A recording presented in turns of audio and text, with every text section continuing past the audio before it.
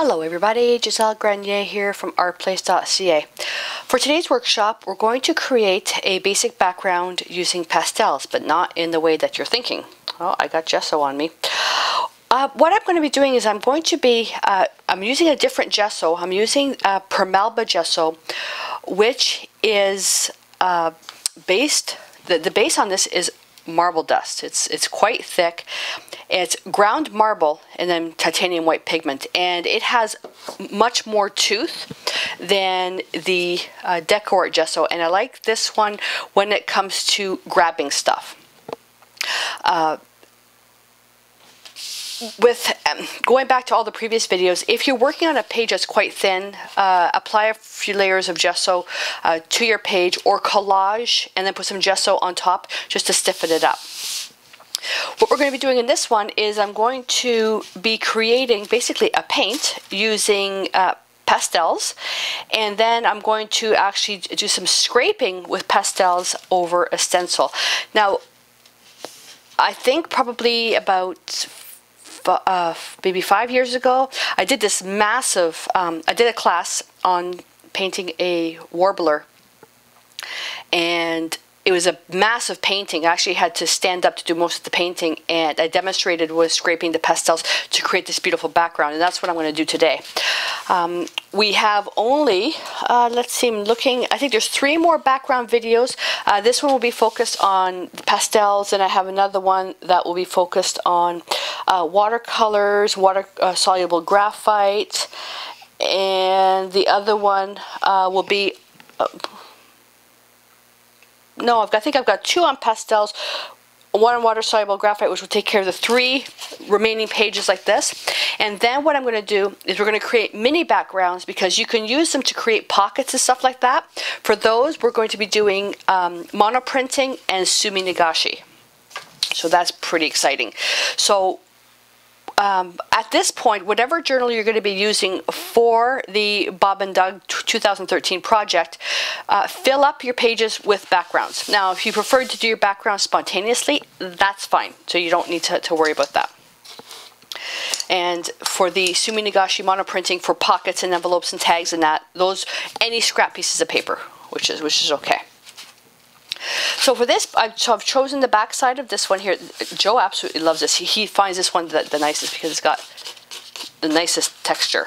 Okay, so you can see the nice texture on it. Very, very nice. First thing we're going to do is I am going to put down a little bit of gesso on this, and I'm just going to grab. Now, I used it dry. I put the brush dry in there, but I've got water on the ready. I don't want any additional moisture in this. I want this gesso to be quite dry going on.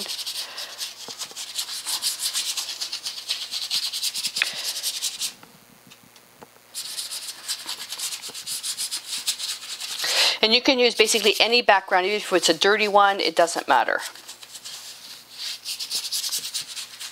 So I'm starting with this like this. I'll put that in water, and I'll get my heat gun, quickly just dry it.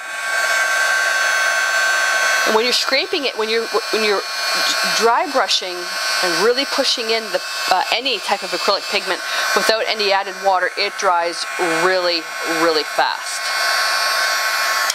Okay. So now I'm pretending that this page is not very thick, so it's a bit more stable now. Every layer you put on, thin, even layers, and you'll build up the strength of the page. Or you can use a thick blob of gesso, and you can engrave in it. And I'm also going to be showing that. So what I've got, these are pastels from Royal & Nickel. Now, I will tell you, these are not super duper artist quality pastels. They're fantastic quality, but not, if I were to do an actual wildlife painting, like a commission, I wouldn't be using these. I would go to my pan pastels and stuff like that. But the idea for this project is that you can pick up supplies to create journal pages even from, Staples, because Staples, I believe, sells pastels as well, Walmart and stuff like that. Just stuff that you can get in a regular store. You don't always have to go to an art store and spend $95 on a set of pastels. Okay, you can get a nice set like this because they are for backgrounds. But on the flip side, these are really beautiful pastels. Let me just grab some paper just to show you the vibrancy. Let's get a nice fuchsia. Okay, they are really, really vibrant. Okay, they are vibrant. They do blend. Absolutely beautiful. I've switched over to the pan pastels only because it's more of a painting. Because those pastels actually have the pigment numbers on them. Might as well just show you. Clunk, clunk, clunk, clunk, clunk. This is all I use for all my pastel paintings. I don't use anything more than that. And there's an actual pigment number, so PV23. So this is equivalent to what basically deoxazine purple would be. And then the red. So PR254, permanent red. So this is like, I think in decor it's like naphthol red hue, I think. Chrome oxide green, PG17. So it's equivalent. So if I was to do a portrait like this, these colors match what I already have. So it matches my Weber oils of a chrome oxide green. It matches my almost the chrome green hue of Traditions. But this is a mix. This isn't a pure pigment. I could turn around.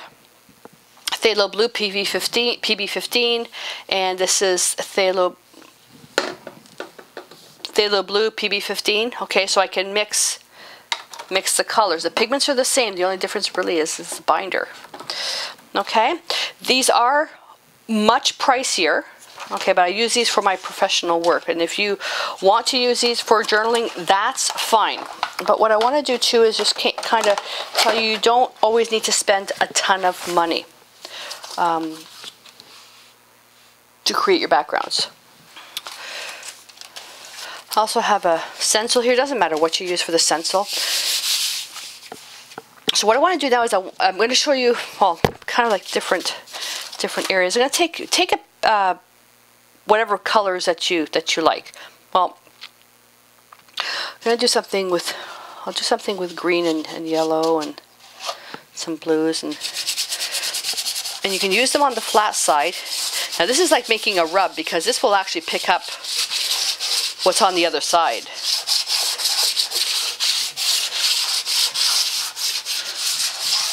This is the hearts. So you can put something down,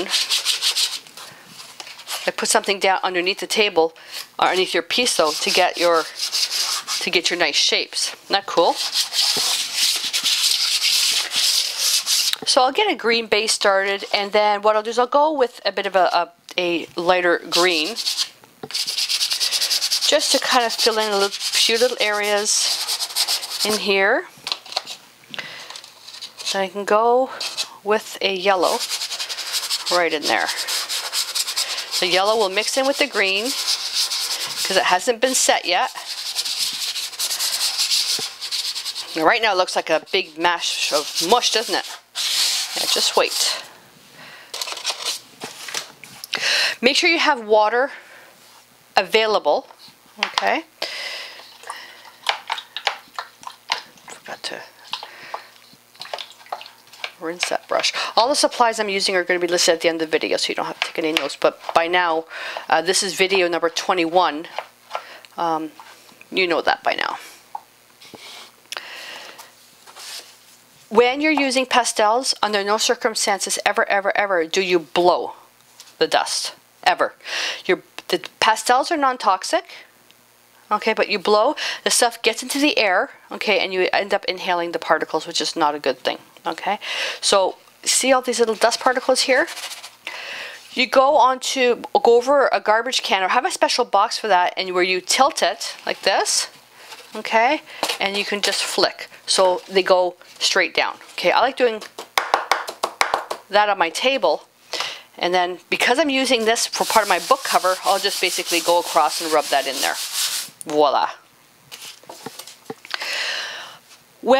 For this technique as well, if you use a bristle brush as you do this, when we put the gesso down, you're going to be making a whole pile of dust. So be very careful if you use a bristle brush for this. Okay. So I'm going to take my brush And I'm going to blot out as much water as possible and go back into the gesso.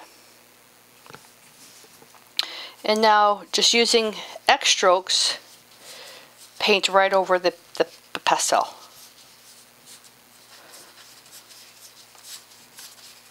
And then when you're running out of gesso, don't necessarily go back, okay? Don't go back over this area here. Like, there is a bit more gesso here. I could do this, but depending on what colors you have down, you may bring that color back into here. Just go back. You may also want to pour some of this into a little container so you don't contaminate it. And just go back like this.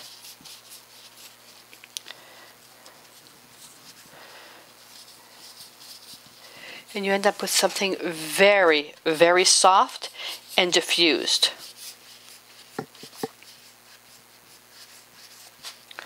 I go back here, it picks up a little bit of the pastel dust that's here, and go back over.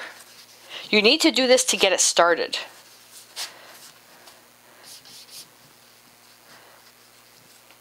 How beautiful is that? See? So I'm going to put this here now. Now if you want to do it with a bristle brush, it's the same deal. Bristle brush dry, okay? And I'm going to start in an area that's got more white in it. And I'm just going to circle, circle, circle.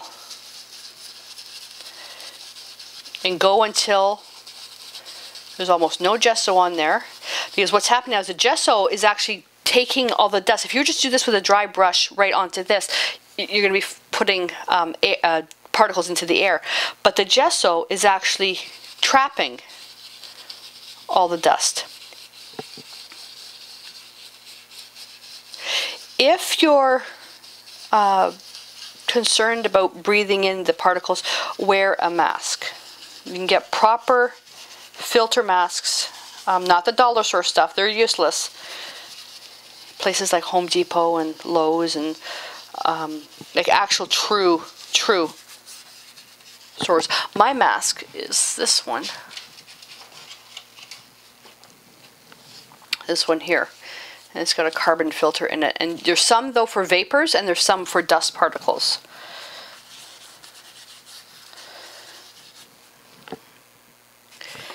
Let's grab a little, whoopsie, so I better mix that in. Grab some pastel, mix that in.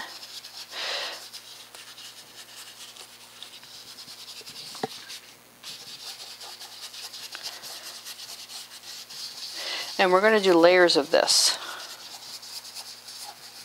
This way is much more tiring on the hands. Much, much more tiring. Now, the reason why I chose a much lighter look for the background is because to build depth, and this goes to actual fine art training, things that are in the distance are lighter and cooler, and as things come forward, they're darker and warmer. So in thinking that I may want to use this background for an outdoor journaling page, I'm automatically going to do with the greens and make them very, very light and a bit cooler. But in saying that, you know, when you work with acrylic products, you can always just paint over it. I'm sure there's going to be some of the backgrounds that I created that I will have absolutely no use for when it comes to the Doug 2013 portion of this workshop. And I'll just end up painting over them.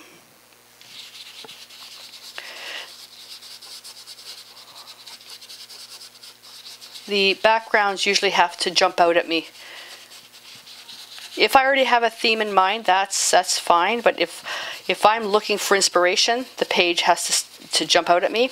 And usually after I'm finished a whole series of pages, if the same background always gets passed up, I will usually just cover it up with something else.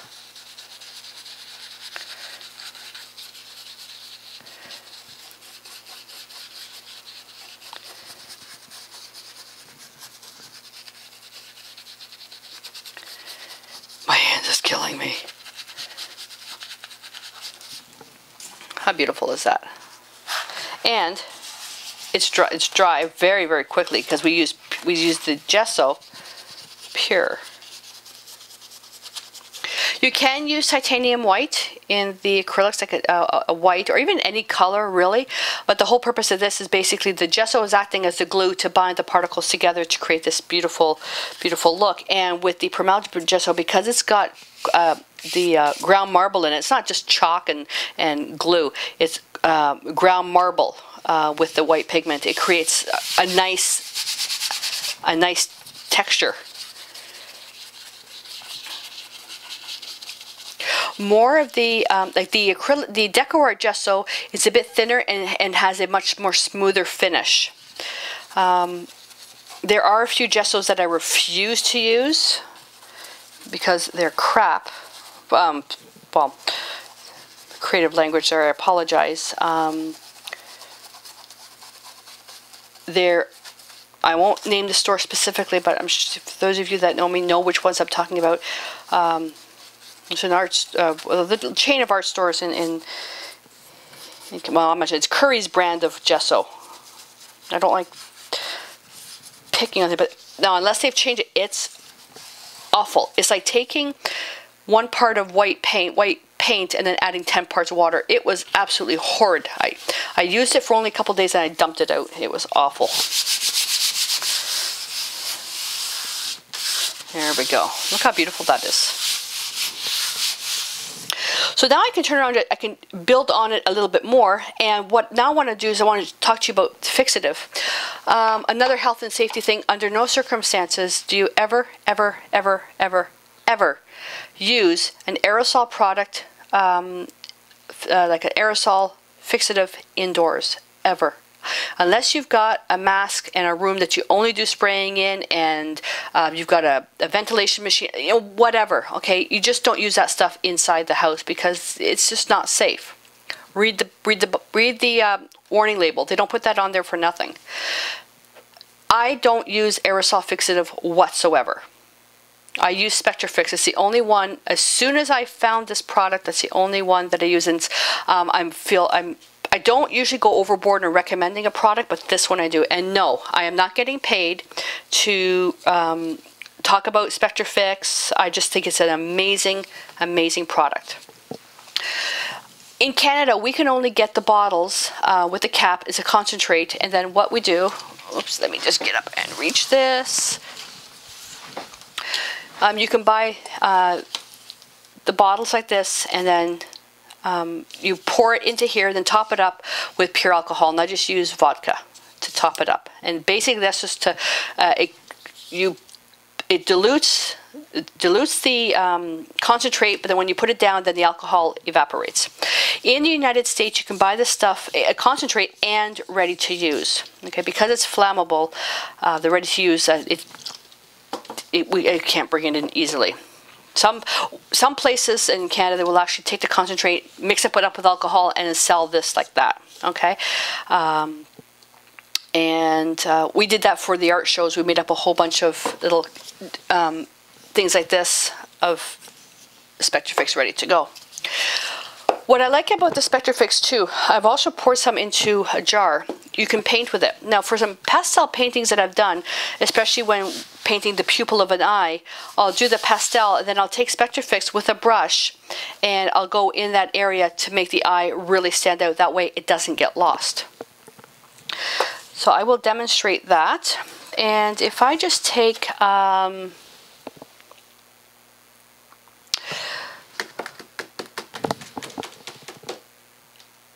I don't have the pencil that I need. Okay, well, I'll take a water-soluble pencil. If I turn around and let's say, and you can still do this for any type of.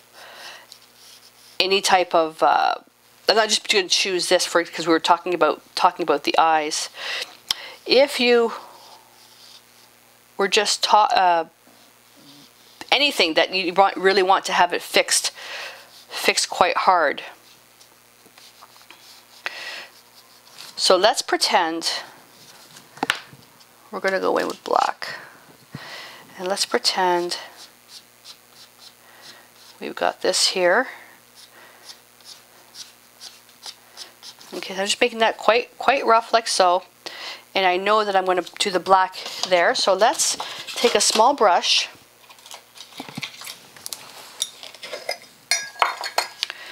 dip it into the fixative. Actually, first, I'm going to shake it up. You can go directly out of the little mister bottle as well. And I can come in and I can just do this, and this will be set.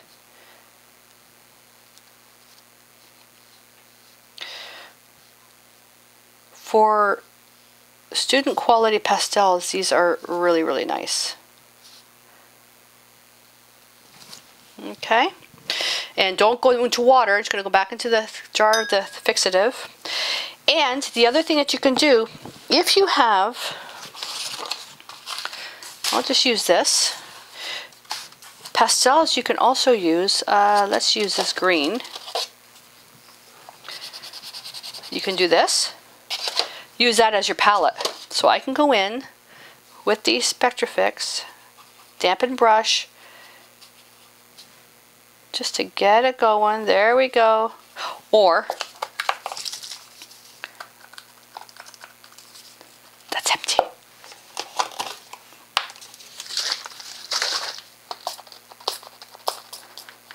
Okay. And I can paint. Now, see how, now this ran a little bit? Let it dry. This is really nice if you're working on a very, very small area.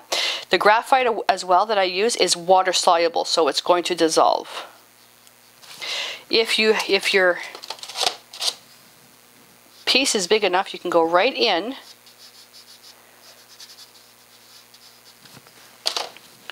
then go into the Spectrafix and just paint. Exactly the same as if you were to do many layers. You let each layer dry, then you can add a little bit more. Okay? And once it's all dry, there's a little bit of dust particles here, then I will turn my page and tap it. And I don't want to make the eye white. Oh, let's just make it this color. You can take the fixative and go right into here, but then you're going to actually be setting this, so it's not really any point doing that.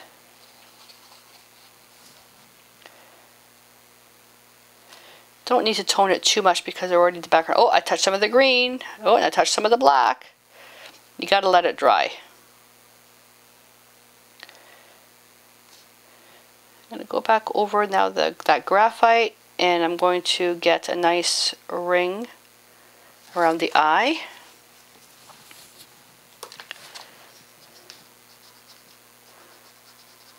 If your piece that you're drawing is big enough, then you don't even need to use your paper as a palette. And for the black of the eye, this is where it really shows. You don't need a lot either.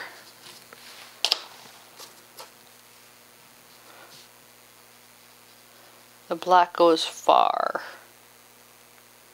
Whoops, too much fixative. Grab a Q-tip.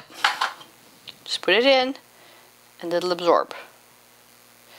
Also, don't use a heat gun to set this. You're just going to be blowing the particles into the air.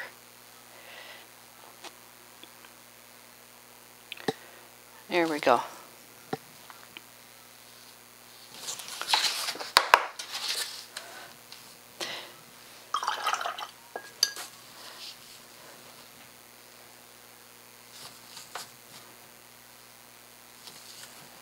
There we are.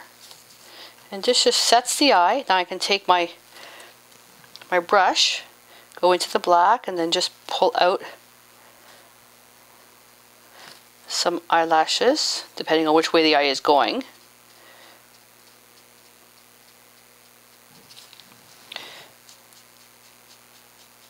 Okay.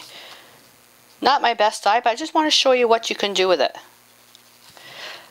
I can even deepen the shadow under the eye. I can go, oh, I can even just take some for some of the pupil there And I can just bring, no, it's set. I don't think there's much left in there. Just a shadow, the area here. And we have the white now, that gleam.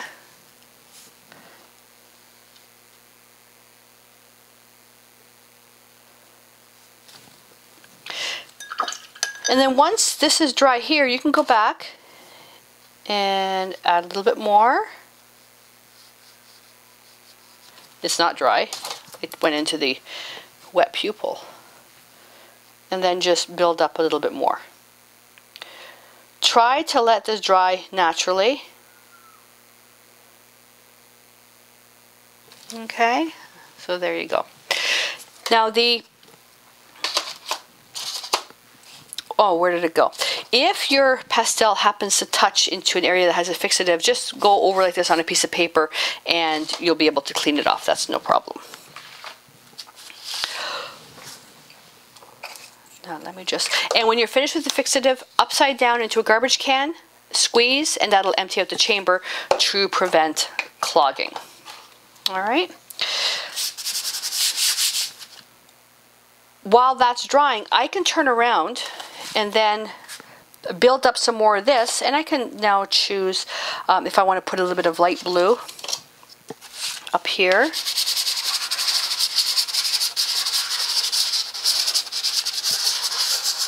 Like so, and come in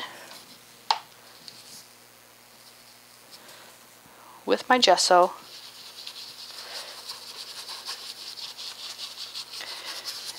and this will now look like a sky. You can see that's picking up a lot of the pastel. I can go back. You can use this for clouds. Just make sure that you've got gesso in your brush, because if you don't, you're just going to be putting up the particles in the air. Art's meant to be fun, not dangerous.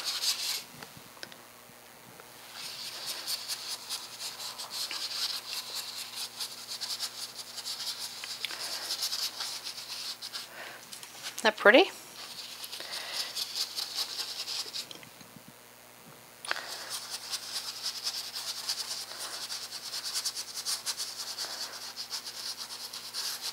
So you can still create some beautiful pieces even though you don't have acrylic paint.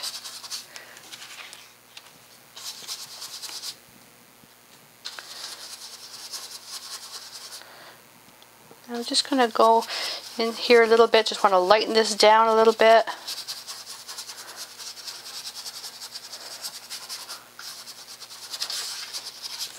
Now, is that dry? Yep, nothing's coming off. I can turn around now and go into something a little bit darker. Ooh, this looks like it's a phthalo color. Something similar to phthalo. And go back with the brush.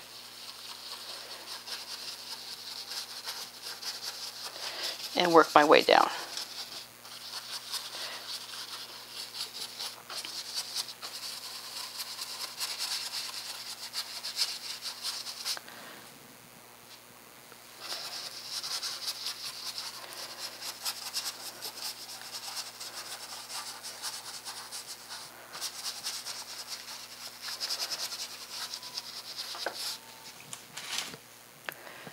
And let's just get a little bit more in here.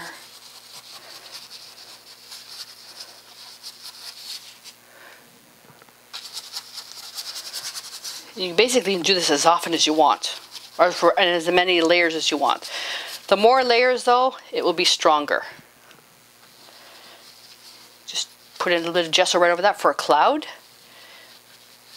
Soften up the bottom right into the background. You got a little cloud there, a cloud that's funny looking. Okay. You can go in with a little bit more gesso at the very top.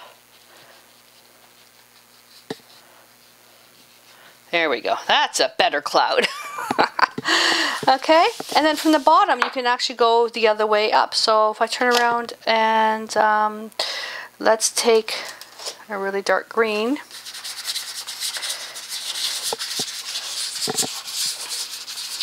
Scribble, scribble, scribble. Whatever you scribble, try to go darker than lighter. Now, I didn't clean my brush. I still have some of that blue in there.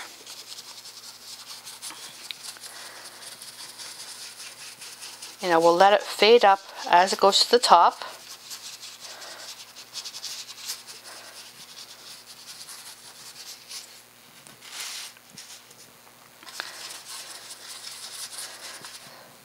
A little bit more.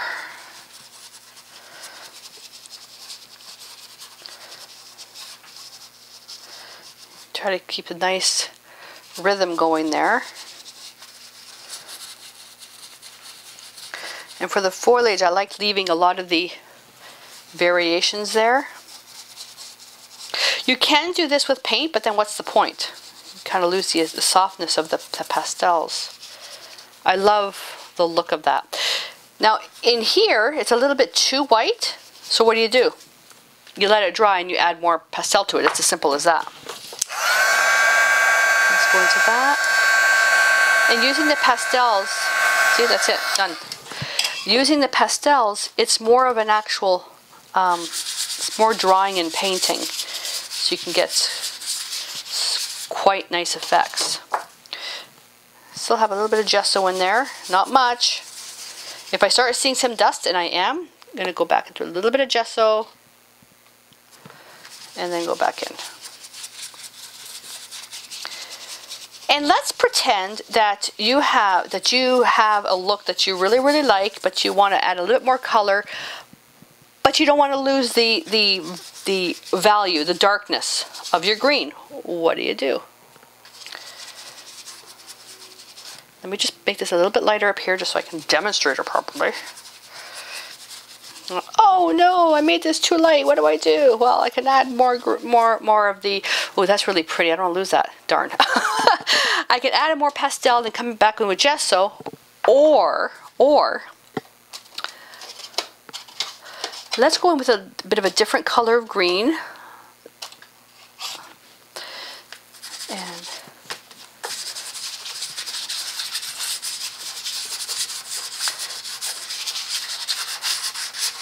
okay. I'll use this brush here, this round brush. Go into the Spectrafix on a nice big brush and paint directly with your brush. You're not going to be lowering the value because the Spectrafix dries clear. It's based on Milk Cassins. And the old masters, we're talking mega old masters, like the really old masters. They use Milk Cassins as their fixative. Okay. And I can take now. Let me go into some yellow.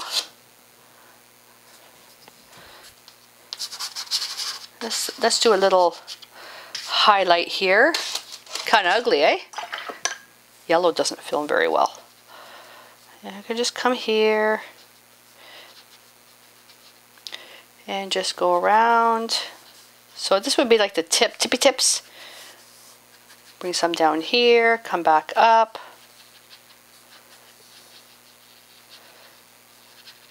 And this is glazing with pastels. Again, you're still creating a background. Now this takes a little bit longer to dry, okay, because it's got alcohol. If you know what you're doing, and you can do it, you can turn around with a heat gun on this, but you have to make sure that your heat gun is blowing more air and not heat, because you've got alcohol in the Spectrafix. But ideally, you're better off to actually let this dry naturally, okay, because in case there's an area there that has the pastel dust, like, do I have, no, that's not, do I have any here at all? No. But if you do, then a heat gun is just going to blow the stuff right back up in the air. Oh, hello, Miss Mia.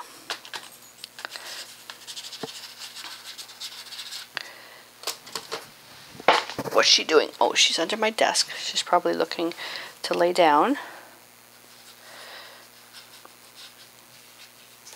Okay. A little bit more yellow. And I'm just kind of scribbling and putting that down.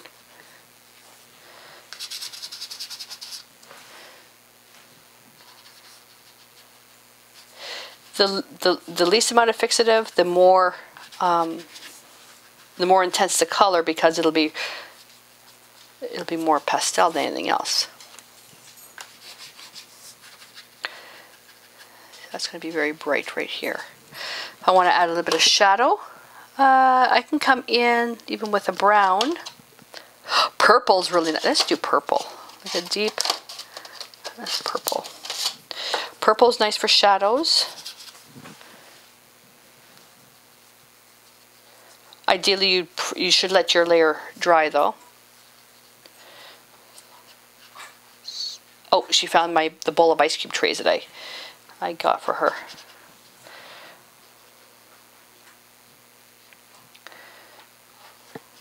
Now, if this is a shadow, the shadow wouldn't necessarily be on top of this.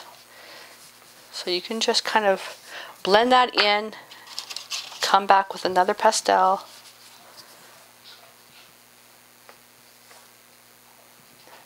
And just put that in there.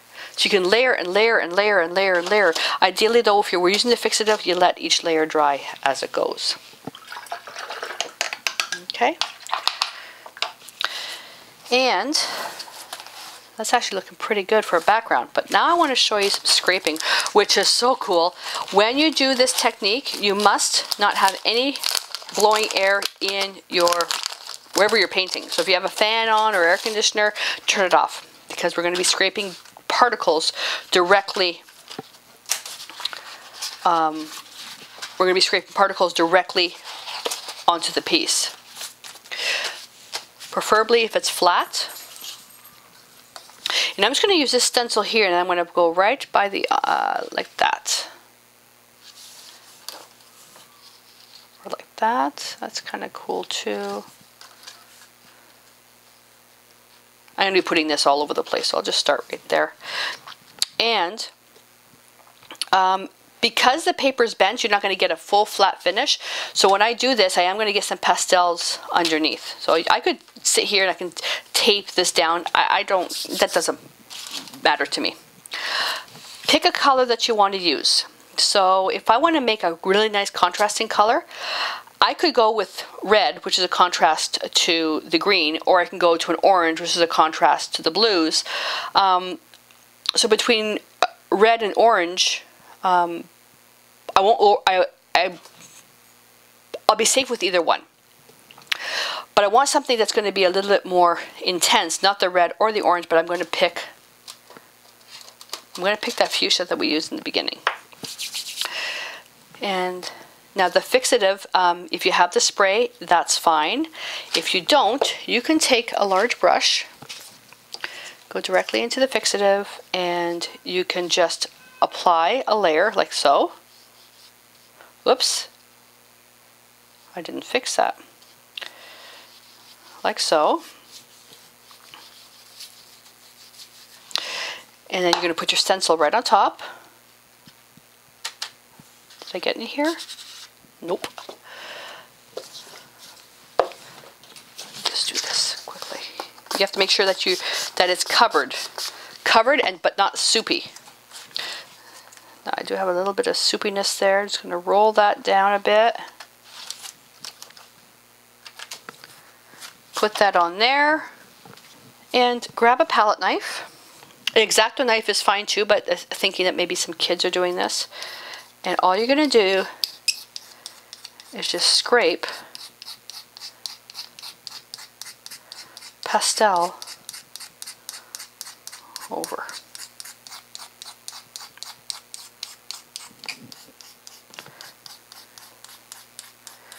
This creates the most amazing look. Like I did the whole paint, I did a whole warbler painting like this. It was just amazing. A stencil that has a lot of like blocked out areas would be good, because you can really get a nice shape there.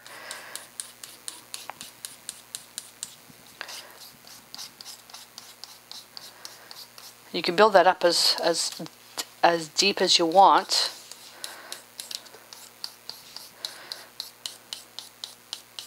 And I sprayed it with a fixative first, because then when I take it off and I spray again, would have grabbed everything. If you're low on fixative or you don't have any, then this technique really won't work. I guess you could use clear gesso, but then with the amount of time it takes this, your stencil will probably stick to the clear gesso. Or the medium. You could take your stencil, put in some medium, like some thick medium, and then do this.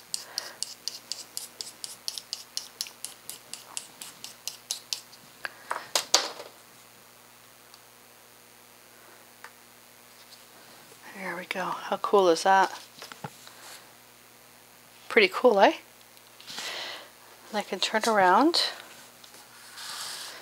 So with this one here, it wasn't so... Let's see if I can reposition that. Right in here, there wasn't enough. I'm going to take the brush. I'm going to go right in here.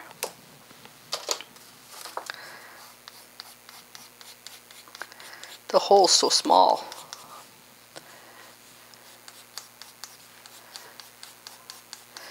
I'll make it a little bit darker.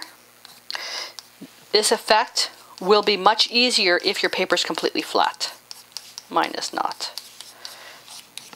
And just to show you, oh, I wonder if I even have. Of course I don't. Why would I? That would just make things much easier. An X-Acto knife. Oh, yes, I do. Let me just spray this.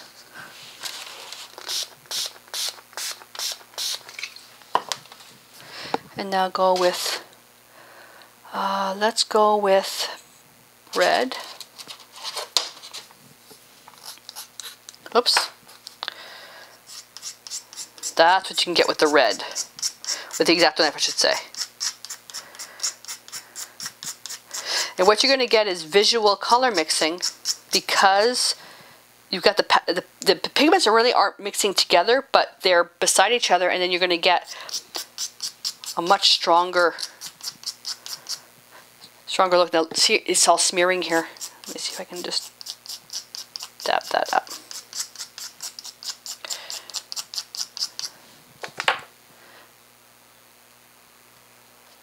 There we go. Awesome. How awesome is that? Now we got a lot of dust here, so I'm going to take the fixative, and your pastels should be actually moved away. So you don't want to get fixative on your pastels. When you do this, go from the top, light, light, and then what you want to happen is the fixative to go on there, dry naturally without getting because of all these lumps and bumps. You don't want it to run. It's running a little bit here. It's a little bit too much here.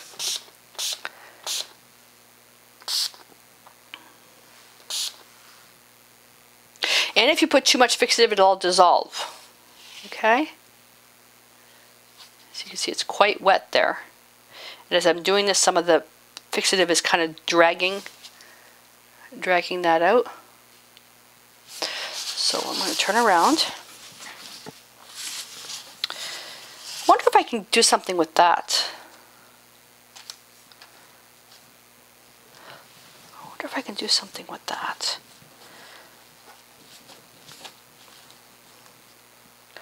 I just turned the stencil upside down. Oops, that's too close.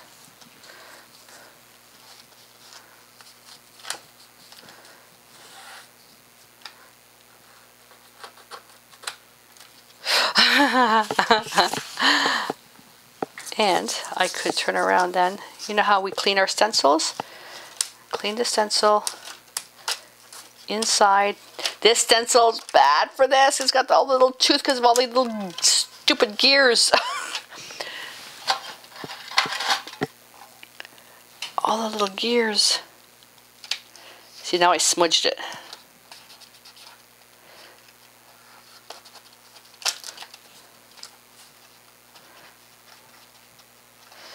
And this will make it very, very intense. Now the unfortunate thing is that now I have two, because of this is being so intense, I've got two focal points. The eye and then this area right here. Ooh, these are little... Okay, this is not the stencil to use for this, because it's just grabbing everything. But you get my point. Okay, you get my point. Not thrilled with that. So what can we do with that? I don't like that. Let's just mix that in.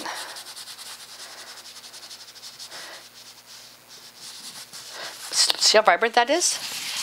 Look at that. Doesn't take much, does it? I can turn around too. Clean that up.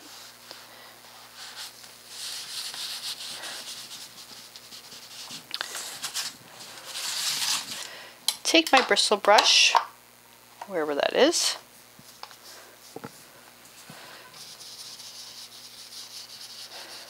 And I'm just going to go back in now with the gesso. Oh, that was a nice part of the gear. I lost that. And just blend that out. So it looks like there's a little bit of red in the sky. I'm just going to soften that. Ooh, nice, nice, nice.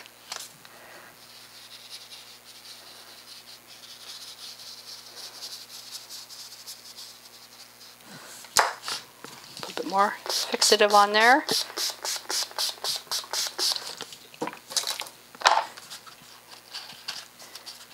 And pick a different color. Let's pick white. Let's do something with white. White is very strong. Oh, make sure you got fixative over everything. I think I already did that. And then just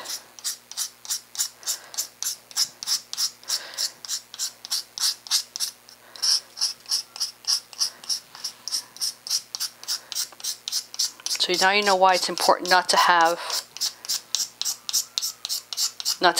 a fan blowing, because you basically would blow the particles into the air.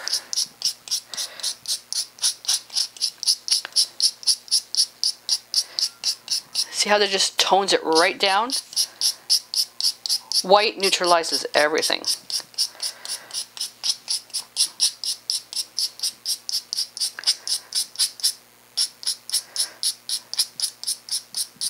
Okay. Let's go back in with some dark green.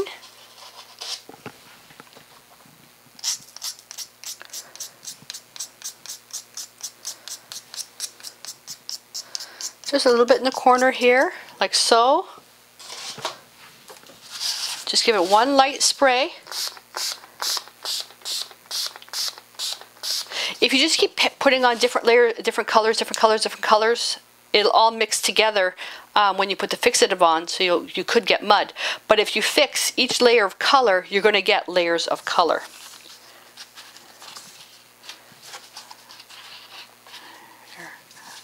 How cool is that? I love this. Turn around. I'm going to go with a color that's similar to ultramarine blue.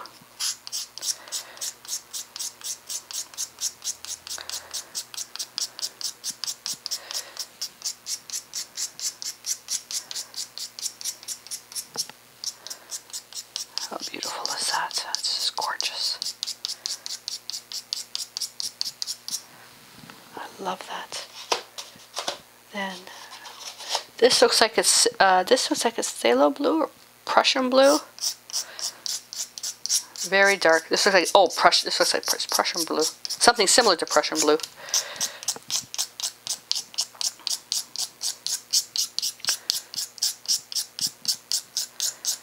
I want to darken my corners, but not make them exactly the same.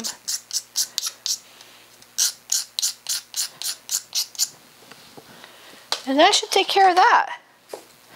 A bit of fixative. Remember, light, even layers is better. Let that set. So when that dries, I'll go in with another light spray, let that dry, another light spray, let that dry, another light spray, let that dry, and you can build that up. How cool is that? If you wanted to obscure the eye, but still kind of stay within that colors, I could turn around and go with something that's very similar to a transparent red iron oxide.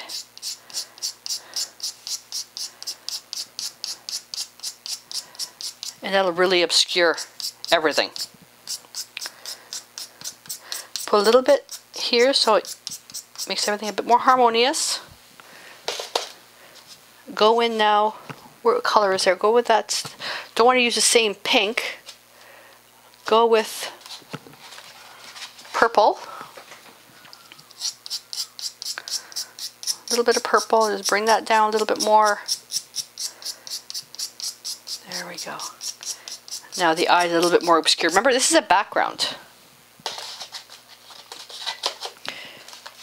Then you can come in with white again.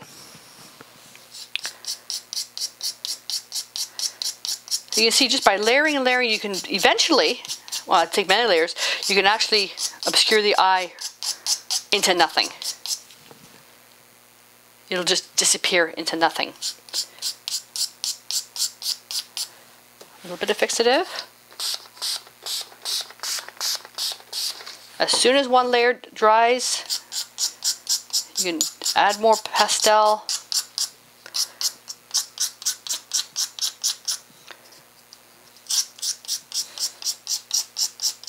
This is great for a snow scene too, see? The more you build up, the more you build up, the more you build up. And just one last color, which is the light blue.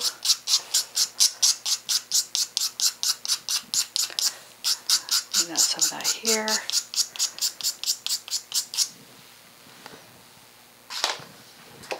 A bit more fixative. Like you would let each layer dry though. Don't do it this quick.